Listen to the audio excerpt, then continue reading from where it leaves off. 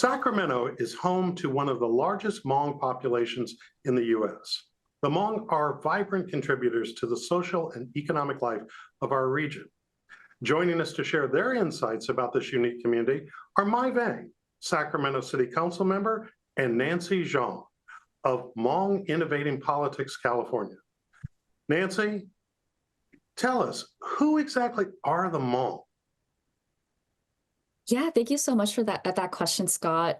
So the Hmong community came here in the 1980s as a byproduct of war during the Vietnam War, and also our community was also recruited by the CIA to fight in the secret war. And so much of our young men were fighting in the war at that time in the 1980s. After the war had ended, we had an influx of refugees coming to the United States, and most of our communities ended up coming to California, specifically in the Central Valley. So from Sacramento all the way to Fresno, you'll see a growing number of Hmong Americans in the regions. We've been here for almost 40 plus years, and we are reaching a point in which a lot of our young people are second, third generations Hmong Americans. And that's the history of how our communities got here. Councilmember Vang, you represent what has historically been known as one of the most diverse districts in our region. In fact, in the entire United States.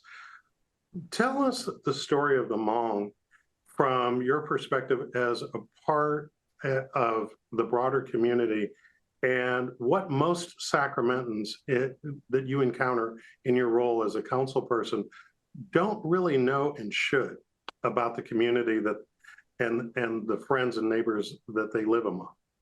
Thanks, Scott. First of all, just thank you so much for having both Nancy and I on, just really to talk about our lived experience, which is part of the larger Hmong American experience, which is part of the larger Asian American Pacific Islander experience. And also want to take this moment to say happy AAPI month as well, as we're celebrating the diverse cultures here in Sacramento.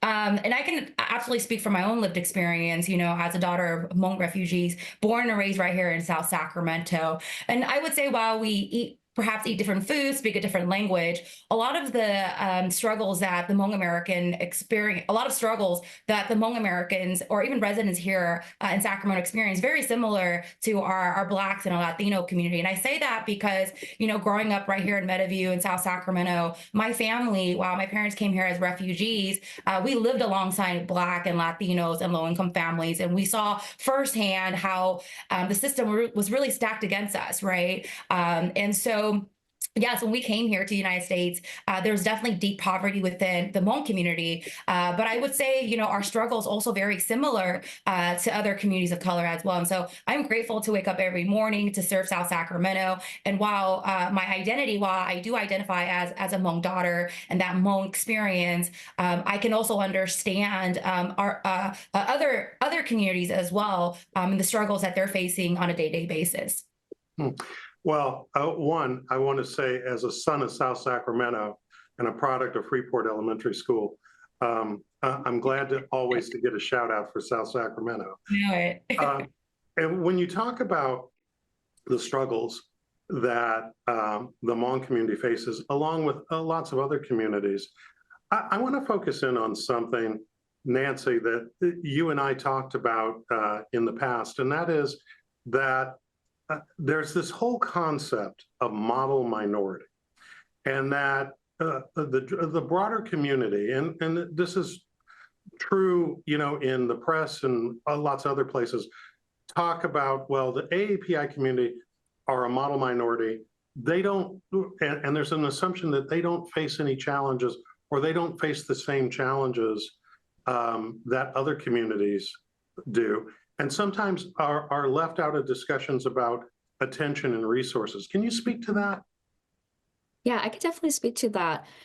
So the model minority myth, it assumes that all Asian Americans do really well. There's not any barriers or challenges for them to succeed. They're all graduating at high rates in high school, college, and finding really high-paying jobs, right? And that's definitely not the case for the Hmong American community, and that so I graduated from college about 10 plus years ago during a big recession.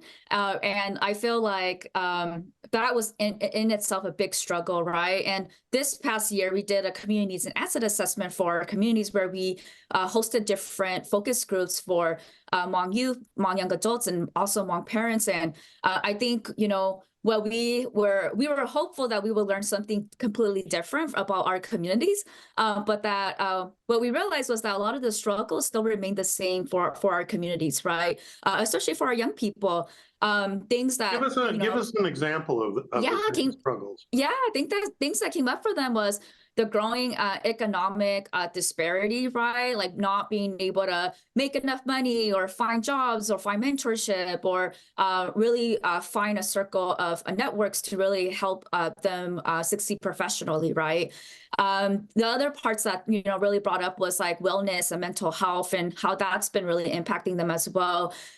Us coming out of a pandemic and figuring out like how to support their families, how to support their parents. Hmong Americans also live in multi-generational households, and so that means that our young people are living with grandmas, grandpas, uncles, aunties, and it's a lot of people in a household, and that means that someone in that house has to take care of either the children or the aging elders, right? And so oftentimes that ends up being our young people, and that can take like a big impact on their mental health, on how they see themselves and their confidence. And I think the feeling that often comes up is like not feeling enough, right? Like to be able to do all these things. And so I think at HIP, when we're working with our young people, it's really our analysis is always about how our environment hasn't changed, right? And so if our environment hasn't changed and we haven't done policy work or systems change work to really shape the environment that us, our young people, our community lives in, we're going to keep seeing the same outcomes, right? And so I think a part of our work is really about how do we center systems change work and that empowerment, making sure that we have folks like Councilmember Mai Vang in office who look like us, who have the same experience as us, right?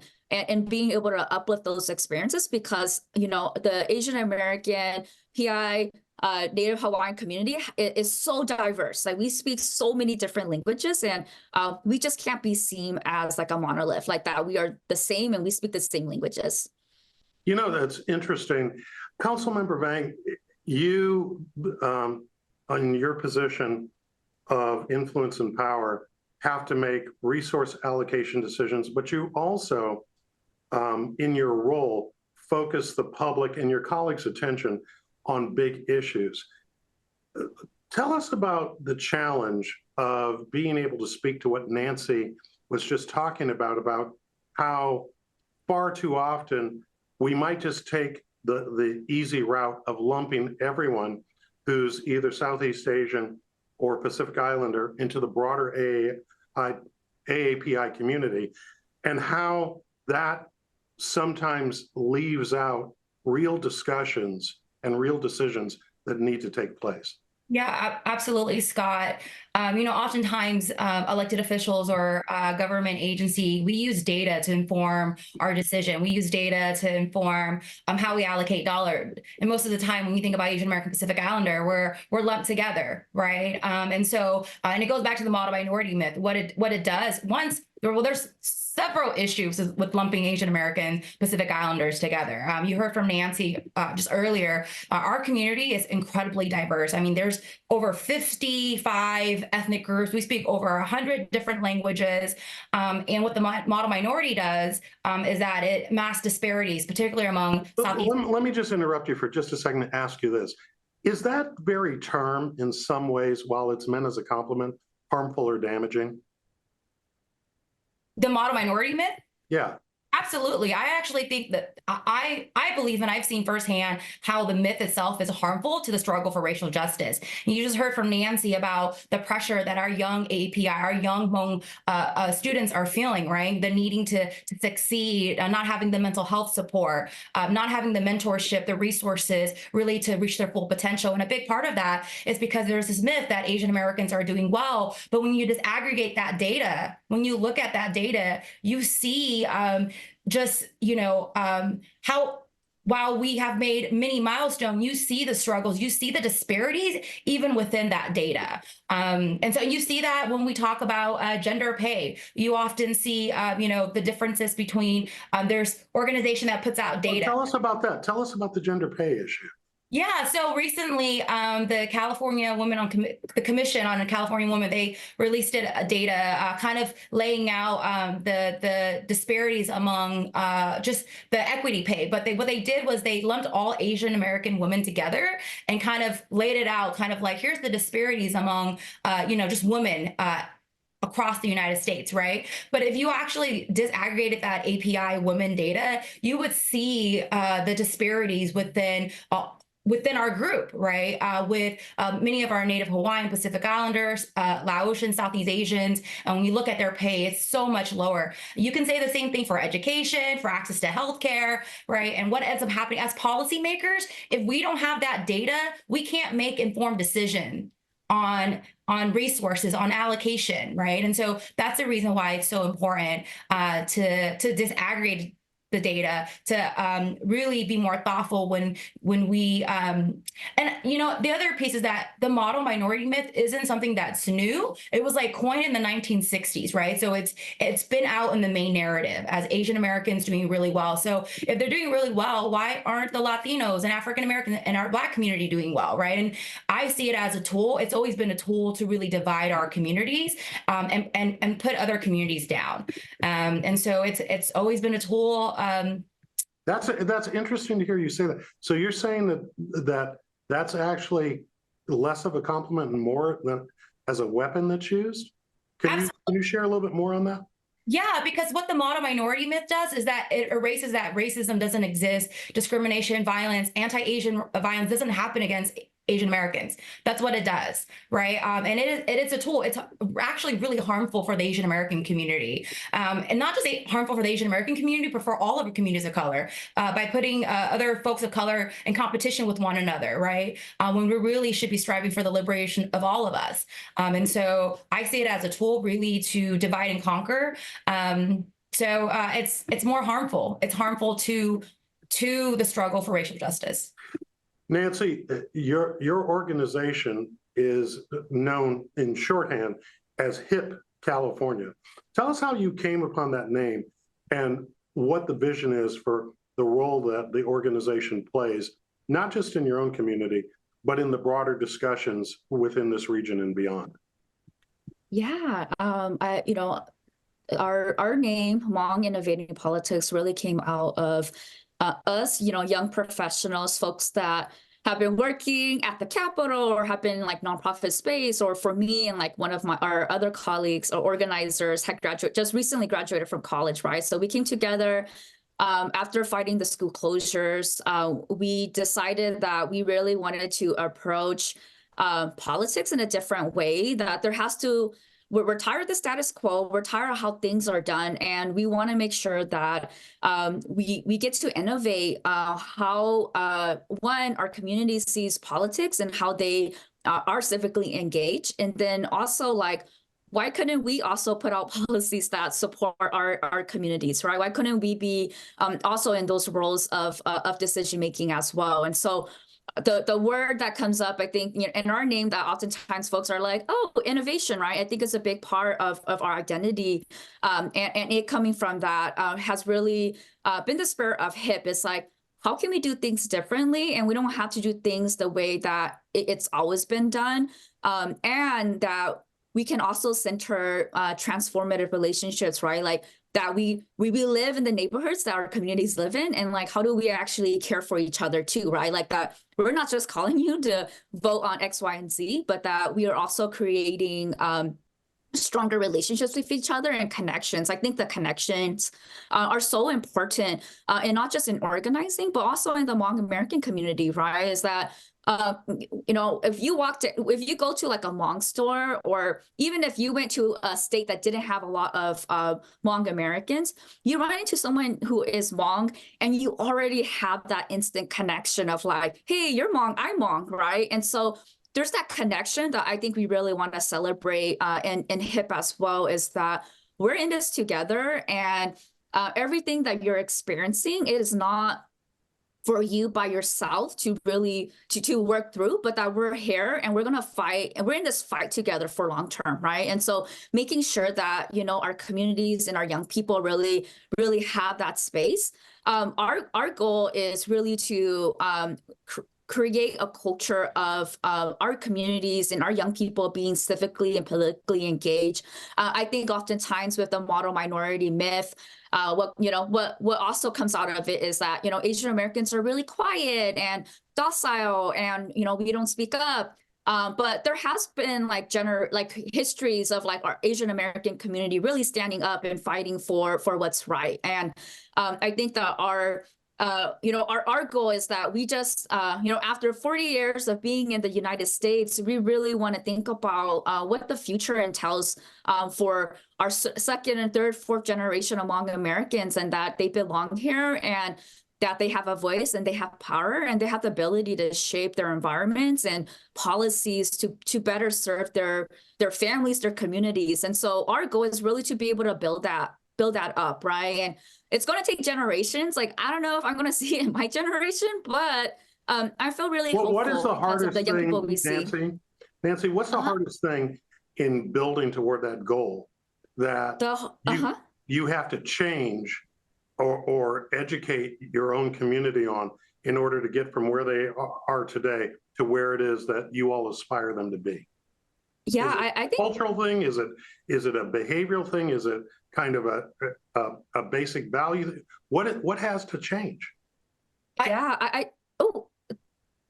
Yeah. Weigh in. Come on, Councilmember, come on, weigh in. I think what has to change is that they have to see the possibilities, Scott. Yes. We have to see the possibilities.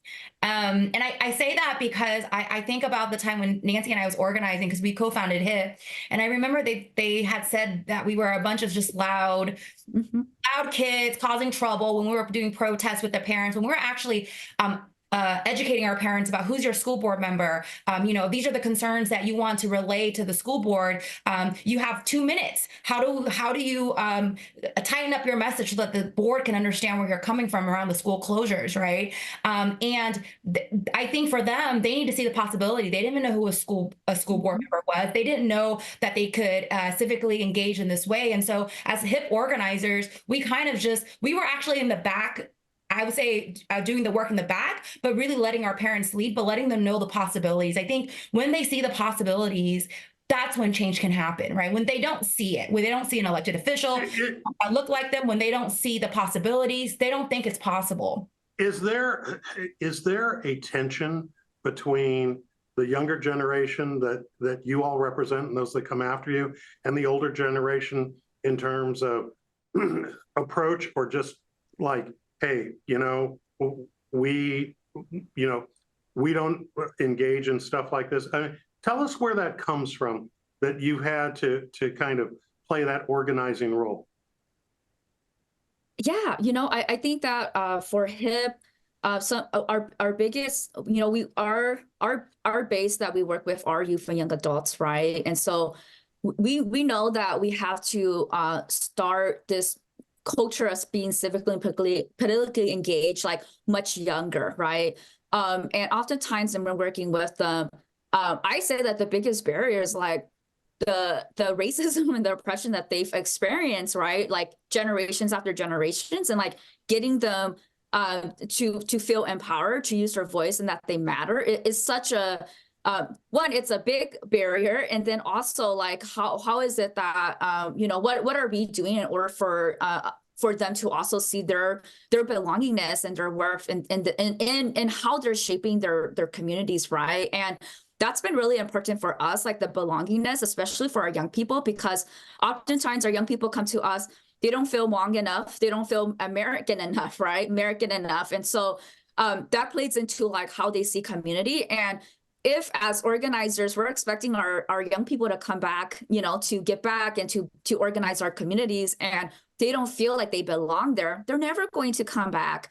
And so our goal is like, how do we create that here for them so that wherever they go, if it's like that they leave Sacramento or they find, their career options elsewhere, that they come back home and that HIP will be here for them, and that we are this really permanent political home for them to really be able to build power with. And when they're ready, right, like we're here and we're going to give them that platform, because I think what often happens is that young people are, elected officials love like empower youth and, young people going through leadership. But what they don't like is when a young person has opinions and thoughts and wants to see things differently. And so our goal at HIP is like, how do we provide that platform for them so that they're not just practicing it within HIP, but that they also have other platforms to practice it outside of HIP as well. And so I think for me, like, that's like the most exciting thing about our work is like just the belief in themselves and like how we are like really combating racism and oppression and making sure that our young people are at the forefront of making decisions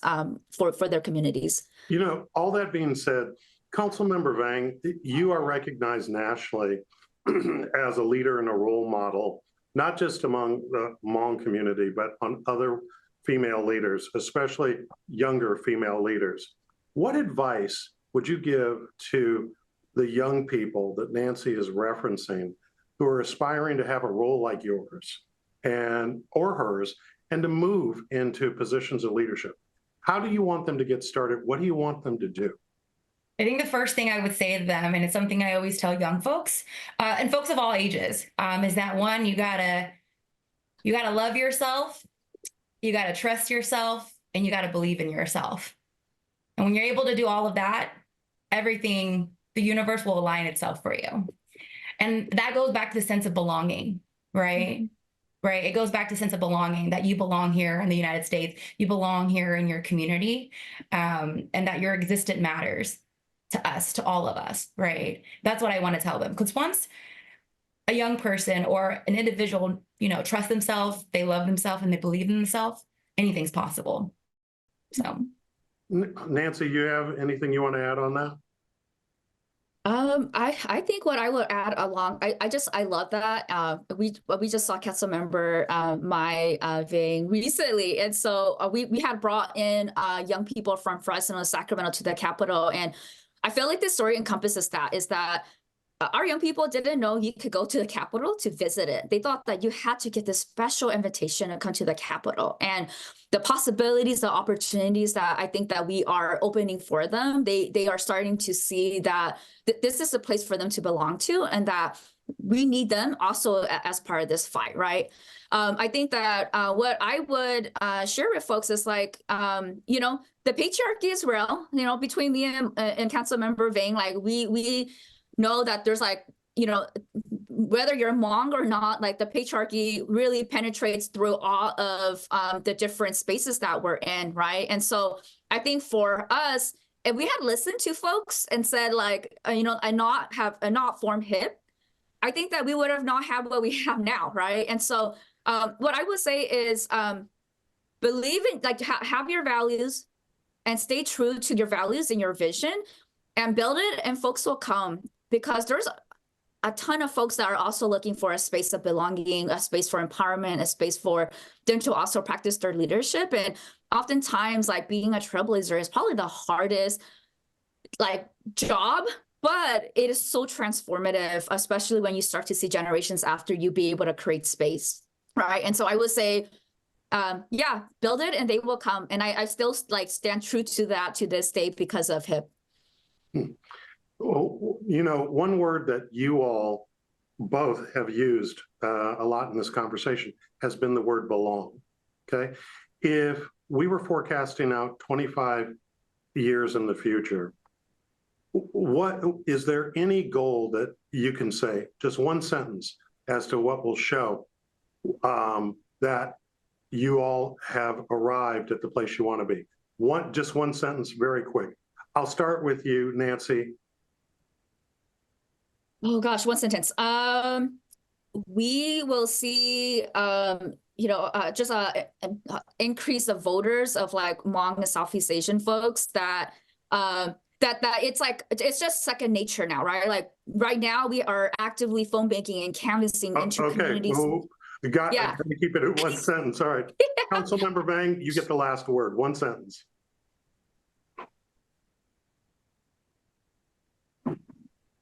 Yeah, I was gonna say it's the same thing, that we're able to build political power here in the United States. All right, and we'll leave it there. Thank you both, and good luck in your work. Thank you so much. Thank you so much. And that's our show. Thanks to our guests, and thanks to you for watching Studio Sacramento. I'm Scott Syphax. See you next time right here on KVIE.